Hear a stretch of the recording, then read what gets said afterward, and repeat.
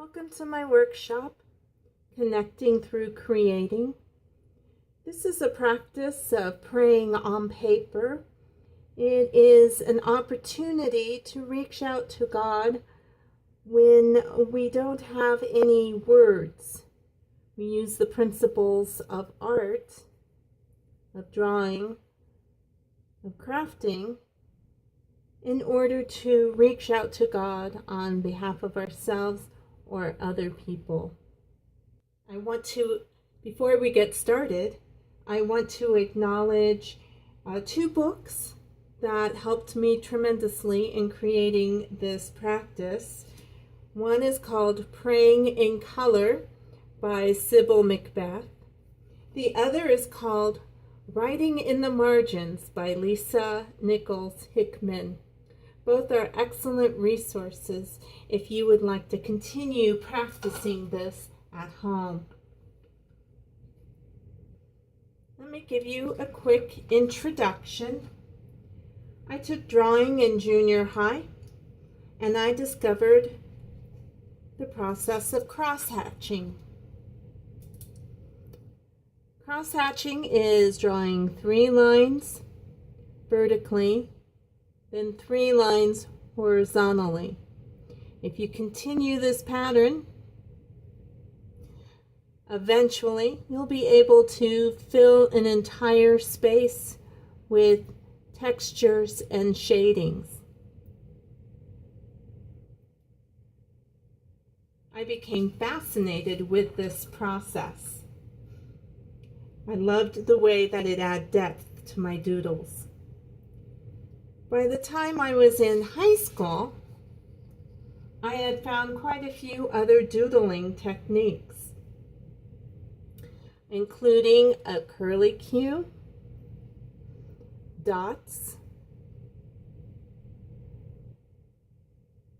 and lines.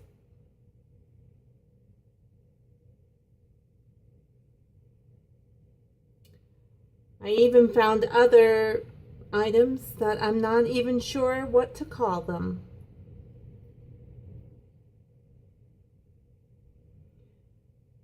By the time I was in college, I noticed that I cross-hatched and doodled on the sides of my papers while I took notes.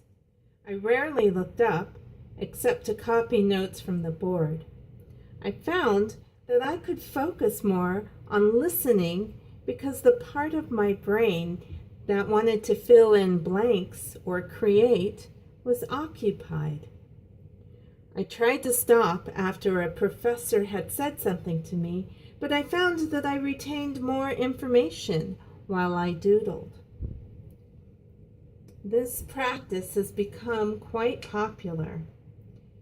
It's called Zentangling, and it was founded on this idea. The person who practices is careful to focus on their breath, slowing it down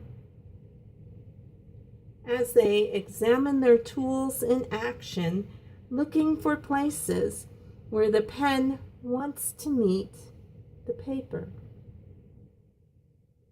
Patterns become suggestions, and designs may or may not form.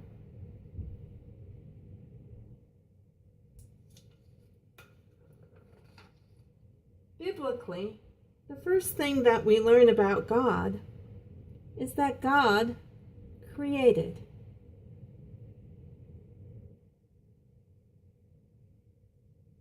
The first thing that we learn about humans is that we are made in the image of God.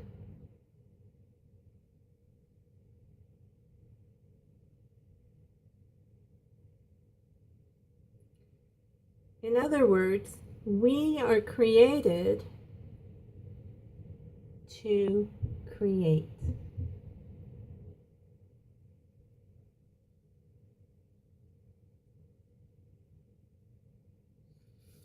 I believe that every person is an artist. Art is the interpretation of the world around you, and everyone has a valid interpretation of their world.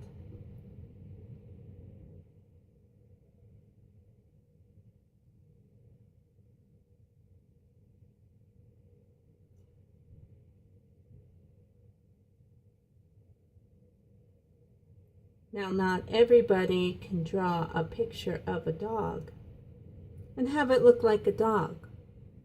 Not everybody is able to sell their work for a profit, but everybody has an interpretation of the world. So everyone is an artist.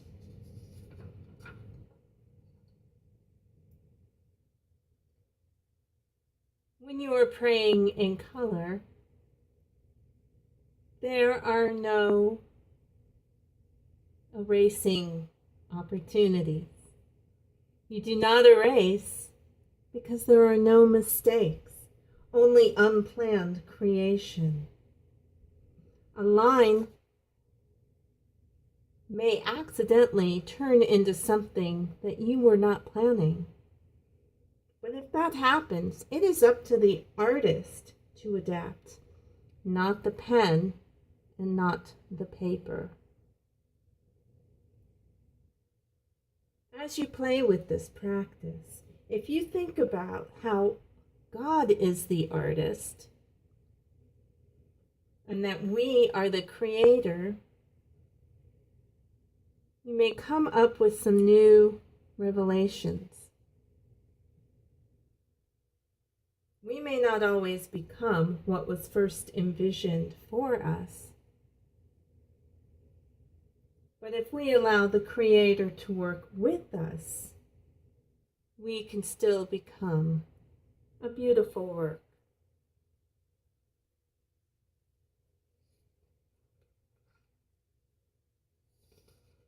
This practice helps when words are inadequate.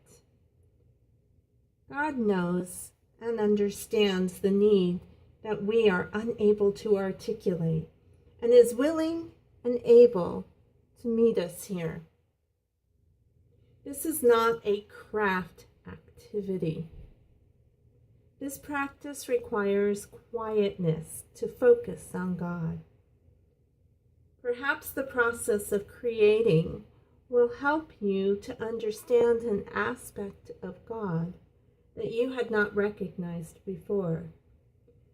The purpose of this practice is to connect to God and to connect the person who needs prayer to God.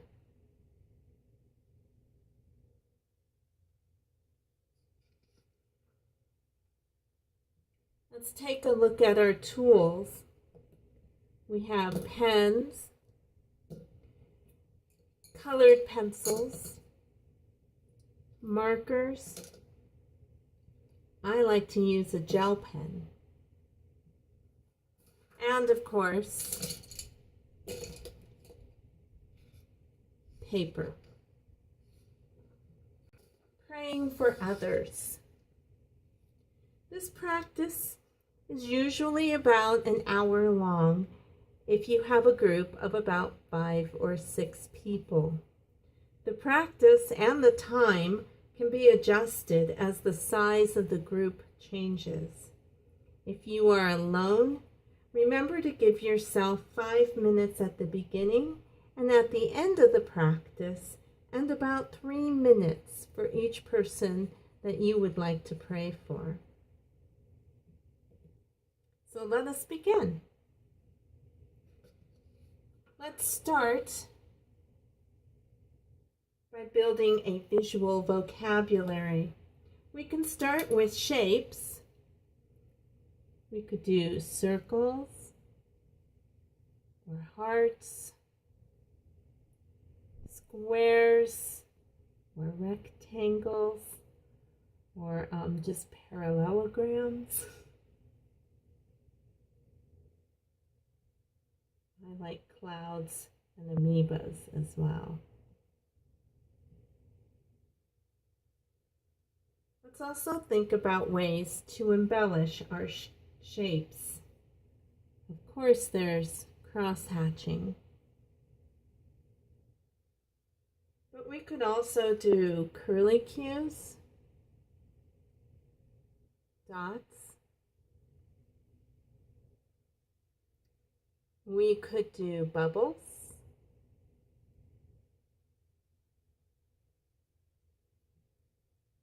Or stripes.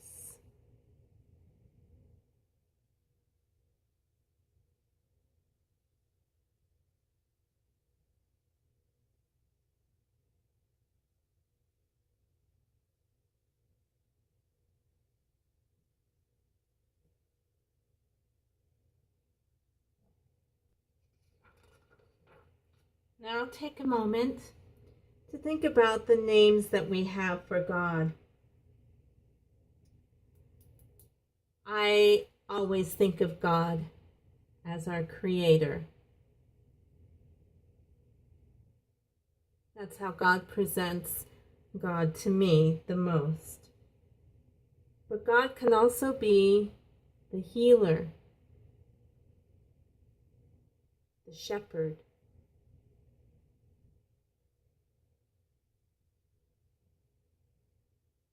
the friend.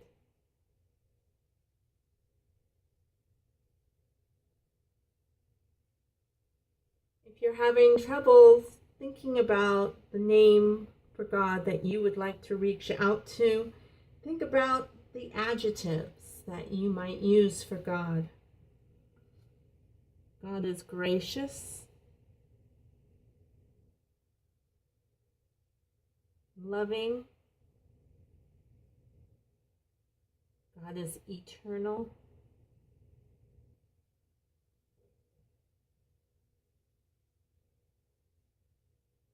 God is all-powerful.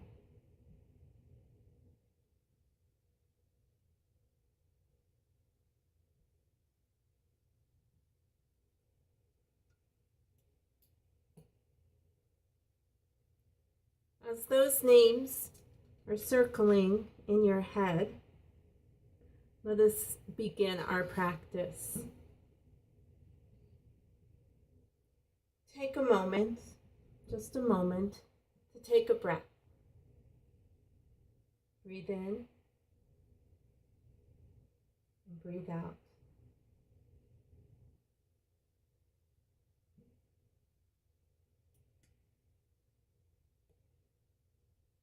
On your paper, write a name for God. Include an adjective if you would like. This is your way of calling out and seeking God.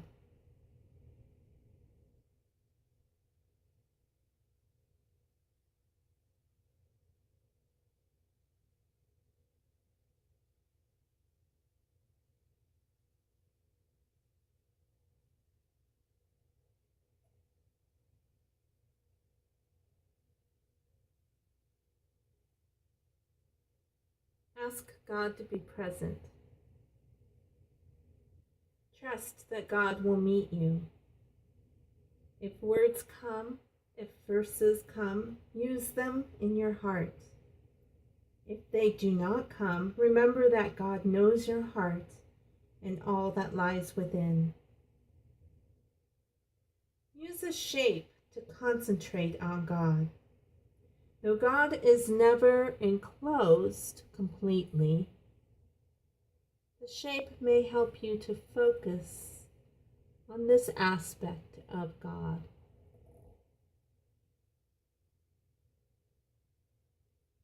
Take between 1 and 3 minutes to focus on God's attributes and presence.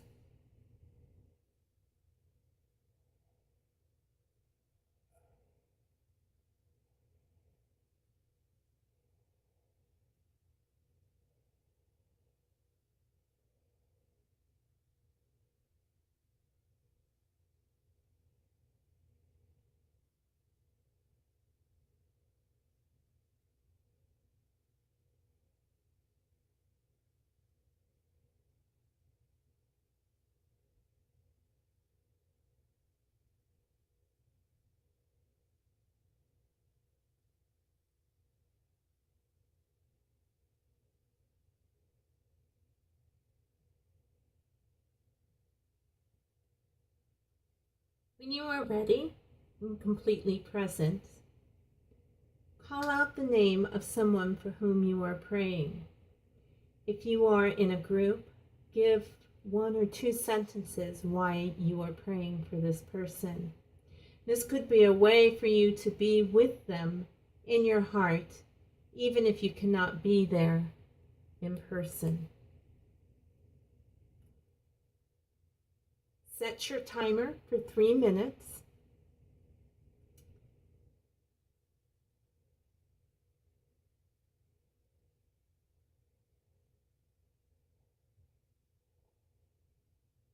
Begin your prayer. Write the name of the person for whom you're praying. Surround this person with a shape and connect that shape to God.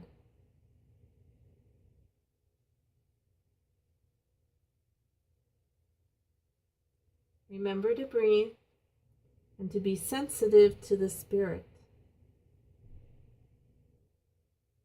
If you have words, feel free to use them.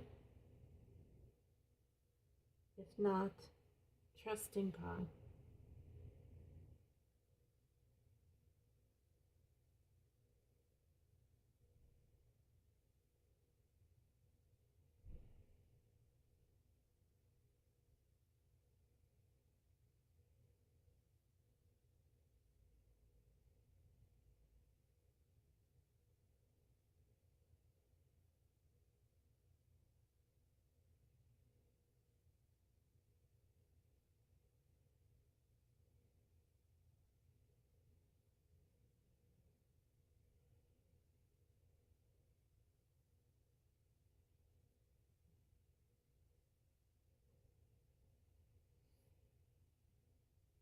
At the end of 3 minutes, do another person. And once everybody's name is done, spend 3 more minutes on a person whose name you do not wish to share with the group.